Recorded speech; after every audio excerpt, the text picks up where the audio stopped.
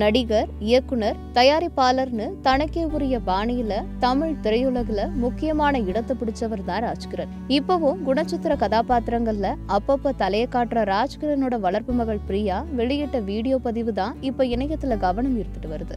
2022 வருஷம் பெற்றோரோட எதிர்ப்பை மீறி நடிகர் முனிஷ் ராஜாவை கல்யாணம் பண்ணிக்கிட்டாங்க பிரியா. அந்த சூழல்ல ராஜ்கிரனுக்கும் பிரியாவுக்கும் இடையே பெரிய மனக்கசப்பு உண்டாச்சுன்னு தான் சொல்லணும். ஆனா தற்போது தான் பண்ணிக்கிட்ட திருமணம் சட்டப்பூர்வமானதே இல்லைன்னு 2 பேரும் பிரிஞ்சுட்டதாவும் சொன்ன பிரியா ராஜ்கிரண் கிட்ட மீண்டும் மன்னிப்பு கேட்டிருக்காங்க. வணக்கம், நான் பிரியா, ராஜ்கிரண் சார் வளர்த்த பொண்ணு. நான் 2022 ஆக்டர் முனிஷ் ராஜாவை கல்யாணம் பண்ணேன். அது மீடியா மூலமா உங்க எல்லாருக்கும் தெரிஞ்சிருக்கும். அந்த கல்யாணத்துக்கு அப்புறம் நாங்கள் இப்போ செப்பரேட் ஆகிட்டோம். செப்பரேட் ஆகி ஃபியூ மந்த்ஸ் ஆயிடுச்சு. எங்கள் கல்யாணம் சட்டபூர்வமான கல்யாணமும் கிடையாது.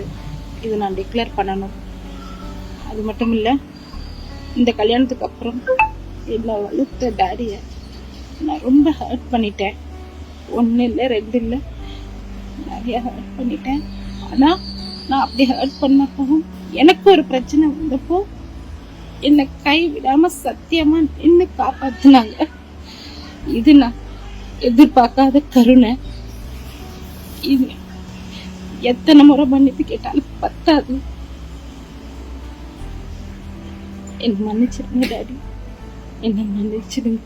இந்த வீடியோ இப்ப இணையத்துல வேகமா வைரலாகிட்டு வர நிலையில சரி, இதுக்கு ராஜ்கிரண் என்ன ரியாக்ஷன் கொடுத்தாருன்னு பார்த்தா அவர் இன்னும் இந்த சம்பவம் பத்தி எந்த கருத்தையும் பதிவு பண்ணல. தன்னோட Facebook பக்கத்துல தன்னோட மகனுக்கு பிறந்தநாள் வாழ்த்துக்களை பதிவு பண்ணதோடு அவர் சீக்கிரமா இயக்குனரா அறிமுகமாக இருக்கிறதா ஒரு ஹிண்ட் கொடுத்திருக்காரு. 2 வருஷத்துக்கு மேல நீடிக்கும் அப்பா பொண்ணு சண்டை முடிவுக்கு வருமா அப்படின்றத பொறுத்திருந்துதான் பார்க்கணும்.